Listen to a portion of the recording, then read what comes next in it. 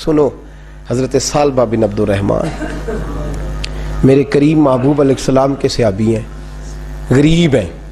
غربت بڑی اعلیٰ چیز ہے. ہاں غریبی بڑی نعمت ہے، یہ آزمائش ہے، اس میں کوئی شک نہیں.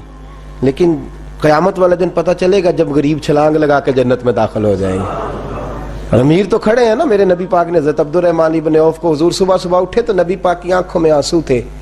فرمایا میرے عبد الرحمن بن عوف کو بلاؤ. حضرت عبد الرحمن بن عوف آئے تو حضور نے سینے سے لگا لیا. نبی پاک کھول کے روئے. یا رسول اللہ، حضور کیا ہوا؟ فرمایا عبد الرحمن رات میں نے خواب دیکھی ہے، سارے جنت میں چلے گئے، تو پیچھے رہ گیا ہے، تو پیچھے رہ گیا ہے. میں کھڑا تیرا انتظار کرتا رہا، میں تیرے بغیر جا نہیں سکتا تھا. پھر تو آیا ہے تو تیرا سارا وجود پسینے سے بھیگا ہوا تھا. حضرت عبد الرحمن ابن عوف تڑپ کے روئے، قدموں پہ سر رہا. حضور میری غلطی. فرمایا یار تیرے پاس مال بڑا ہے، تجھے حساب دیتے دیتے لیٹ ہو گئی، تیرے بیگ کھل گئے، تجھے حساب دینا پڑ گیا، تو لیٹ ہو گیا، میں پریشان ہو گیا. حضرت عبد الرحمن ابن عوف نے 100 گھوڑا مال اوپر رکھ کے حضرت عبد الرحمن نے حضور کی بارگاہ میں پیش کیا. کہا یا رسول اللہ یہ. اور پتہ ایک دن کیا ہوا؟ ایک دن سرکار کے وصال ظاہری کے بعد حضرت عبد الرحمن ابن عوف نبی پاک کے گھر کے دروازے کے باہر آ کے بیٹھ گئے اور یوں سر کو پکڑا ہوا ہے، رو رہے ہیں. حضرت ام سلمہ حضور کی زوجہ باہر آئیں. کہا بیٹا عبد الرحمن کیا ہوا؟ جب پوچھا کیا ہوا تو اور کھول کے روئے. کہا کیوں روتا ہے؟ کہا اماں جی جب تک میرے محبوب حیات ظاہری میں تھے مجھے بتاتے تھے یہ مال نہ کما، یہ کم. میں حضور سے بات کرتا تھا تو حضور روک دیتے تھے. اب مجھے ظاہراً بتانے والا کوئی نہیں، مال کے ڈھیر لگ گئے ہیں. آج حساب کرنے بیٹھا ہوں تو حساب نہیں ہو رہا. سوچتا ہوں اگر میں پھنس گیا تو مجھے کون اس سے بچائے گا؟ آپ محبوب کی زوجہ ہے، میری ماں ہے، میں آپ کے پاس آیا ہوں. اماں جی مجھے بتائیں میں کیا کروں؟ تو حضرت ام سلمہ بھی رو پڑی، کہنے لگے محبوب تھے، میں کہاں ان کی ترجمانی کر سکتی ہوں، میں نبی پاک کی ترجمانی کیسے کروں؟ کہ اماں جی خدا واسطے مجھے کوئی حکم دے دیں، مجھے لگتا ہے عبد الرحمن برباد ہو جائے گا، ہلاک ہو جائے گا، خدا را مجھے کچھ بتا دیں. اتنا سارا مال ہے، میں کہاں اس کا حساب دوں گا؟ مہربانی فرمائیں، یہ تجارتیں میرے گلے پڑ رہی ہیں. حضرت ام سلمہ کی جب منت کی تو فرمانے لگی جا بیٹے آدھا خیرات کر دے. کتنا؟ 2.5% نہیں، کتنے فیصد ہے؟ 50%، 50%. حضرت عبد الرحمن ابن عوف گئے اور 50% خیرات کر کے کہنے لگے اماں میں نے 50% دے دیے، میں بچ جاؤں گا نا، میں بچ جاؤں گا، میں دے آیا ہوں آدھا. تو حضرت ام سلمہ فرمانے لگی میں نبی پاک کی بارگاہ میں سفارش کروں گی تیری، اور نبی پاک اللہ کی بارگاہ میں سفارش کرے صلی اللہ علیہ وسلم. حضرت سالبہ بن عبد الرحمن حضور دعا کر دیں، غریبی ہے. میرے نبی پاک نے فرمایا تجھی اس حال میں ہے بہتر ہے. کرتے ہیں حضور نہیں دعا کر دیں. فرمایا تجھی اس حال میں ہے. تیسری دفعہ پھر آ گئے، حضور نے دعا کر دی. 4 بکریاں تھیں، چند مہینے گزرے، کچھ تجارت شروع کی، چھوٹے موٹا لین دین شروع کیا تو 40 ہو گئیں. کچھ وقت اور گزرا تو ریوڑ بن گیا، پھر گائیں بھی آ گئیں، پھر اونٹ بھی آ گئے، پھر لائنیں لگ گئی. پھر ہر وقت حضور کے قریب بیٹھنے کو دل کرتا تھا. اب لین دین کے معاملات تھے، اب ذرا طبیعت تھوڑی پیچھے ہٹنے لگی، تھوڑا دل پیچھے ہٹنے لگا. پہلے 5 نمازیں مسجد میں، پھر زور اثر کی چھٹی. میری طرف دیکھو اور دیکھو میں کیا عرض کر رہا ہوں. پھر زور اثر گئی، پھر کچھ وقت گزرا تو مغرب بھی گئی، پھر اتنی بڑی حویلی کوئی نہیں. پھر باہر جا کے مدینے سے ڈیرا لگا لیا، جمعے کے جمعے آتے. زکوٰۃ کا حکم آ گیا 2 ہجری میں. حضرت ابو ہریرہ رضی اللہ تعالیٰ عنہ امیر زکوٰۃ مقرر ہوئے. 5 اونٹوں پر 1 بکری، یہ زکوٰۃ ٹھہری. اب جب گئے نا اونٹ گنے اور بکریاں گننے لگے، اوہو 1 کروڑ پہ 2.5 لاکھ کس نے دیا تھا؟ دعا کس نے فرمائی؟ اوہو اتنا، میرے پیسے بینک سے میسج آ جائے گا اتنے کم ہو گئے، اوہو بڑی مصیبت بنے گی. مجھے تو خوشی ہوتی ہے جب آتے ہیں تو یہ اب یہ والا میسج بھی چلے گا کہ اتنے مائنس ہو گئے. توبہ توبہ، پریشانی لگ گئی، بڑی طبیعت. انکار نہیں کیا، کہنے لگے حضور سے جا کے عرض کرنا میں خود آؤں گا، اور جہاں محبوبیت ہو وہاں اتنے لفظ بھی بے ادبی ہیں. وہاں ٹھہر جاؤ، سوچتا ہوں، سمجھتا ہوں، غور کرتا ہوں، یہ جملے بھی وہاں توہین ہوتے ہیں. محبوب ہو اور وہاں انسان سوچ سمجھ کی بات کرے. وہاں انسان، بابا بلے شاہ صاحب نے کہا عقل آخ دی چگے نو سام کے رکھ، عشق آخ دے بال کے سیکنا چاہیے دائے. کہا جا کے کہنا میں آؤں گا. سب کی زکوٰۃ لے آئے، در رسول پہ آئے. حضور نے فرمایا پہلے سالبہ کی بات بتاؤ. پتہ تھا نا پہلے سال. حضور اس نے کہا تھا میں آؤں گا. حضرت ابو ہریرہ کہتے ہیں نبی پاک نے ٹھنڈی آہ بھری، آہ ٹھنڈی. فرمایا ہلاک ہو گیا. اس کو کہا تھا نہ اس چکر میں پڑ، ہلاک ہو گیا، ہلاک. حضرت ابو ہریرہ فرماتے ہیں 2 باریک باریک آنسوؤں کے قطرے بھی میں نے محبوب کی آنکھوں میں دیکھے. اپنا ہے نا تو دکھ ہوا یار، میرا اپنا تھا، ہلاک ہی ہو گیا ہے، کدھر چلا گیا ہے. ان کو بھی بعد میں خیال آیا او ہو میں تو غریب تھا، یہ آیا کدھر سے تھا.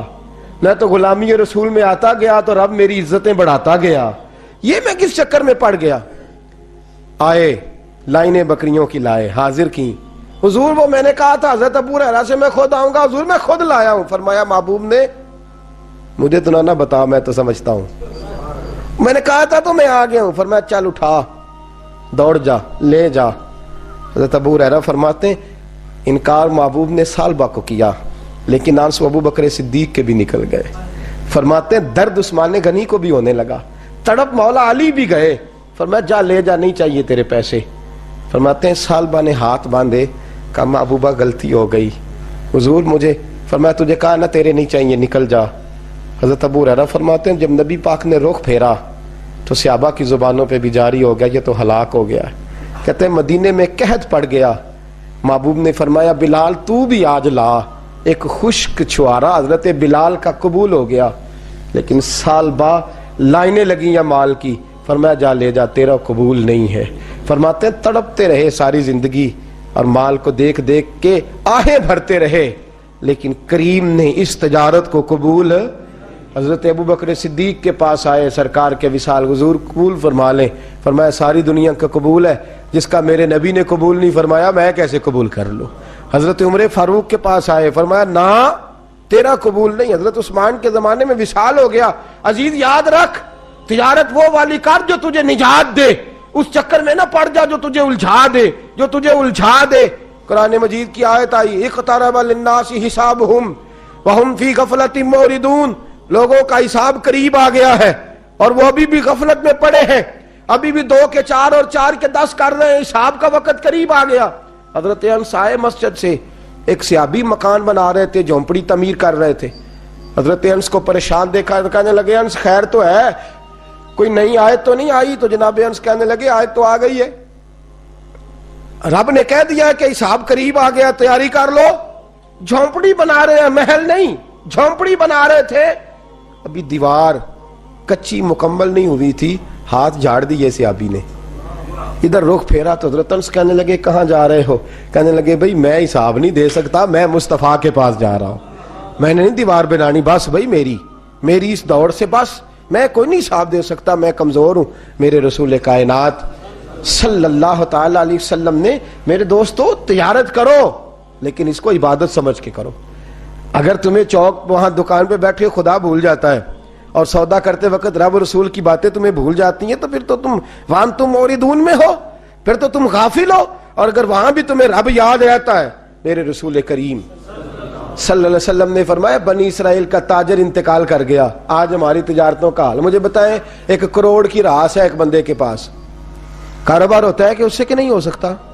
آپ سیانے تاجر ہے، میں تو نہیں، مجھے بتائیں کروڑ سے ہوتا ہے کہ نہیں؟ تو وہ جو 1 کروڑ اس نے لون لے لیا ہے اور بینک سے، وہ کس لیے لیا ہے بتائیں؟ کیا تماشا لگا ہوا ہے؟ کس چکر میں پڑے ہوئے ہیں؟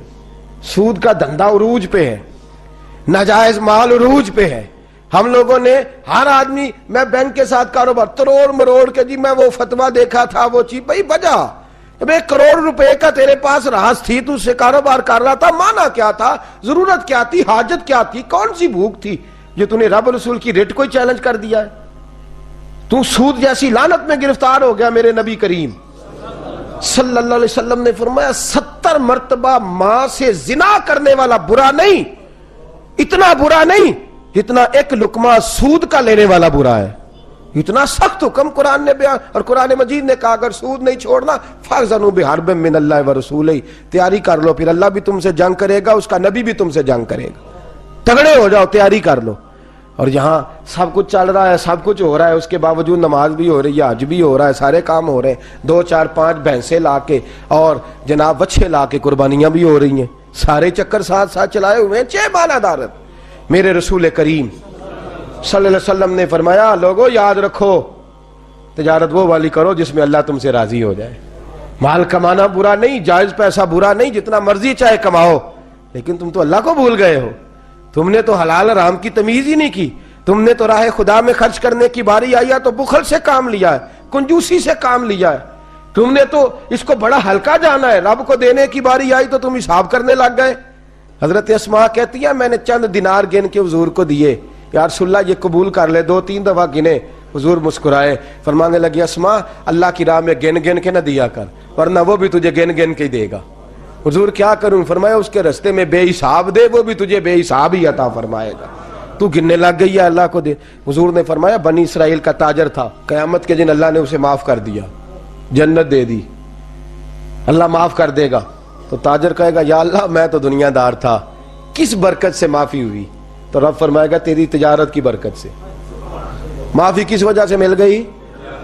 نماز روزے حج کی بات نہیں فرمائی، فرمایا تیری یا اللہ وہ کون سی؟ فرمایا تو بتا، تو جب کہتا تھا وہ تیرا ملازم جاتا تھا لوگوں سے پیسے لینے، وصولی کر دے، تو ان سے کہتا تھا جس کے پاس ہوئے لے لینا، اور جو مجبور ہوا اسے ٹائم دے دینا، تو کیوں کہتا تھا؟ کہ یا اللہ اس لیے کہ تیرے بندے مجبور تھے۔ فرمایا تو دنیا میں میرے بندوں کا خیال رکھتا تھا، میں آج تیرا خیال رکھوں گا۔ تجارت نے جنت دے دی، تجارت نے جنت دے دی۔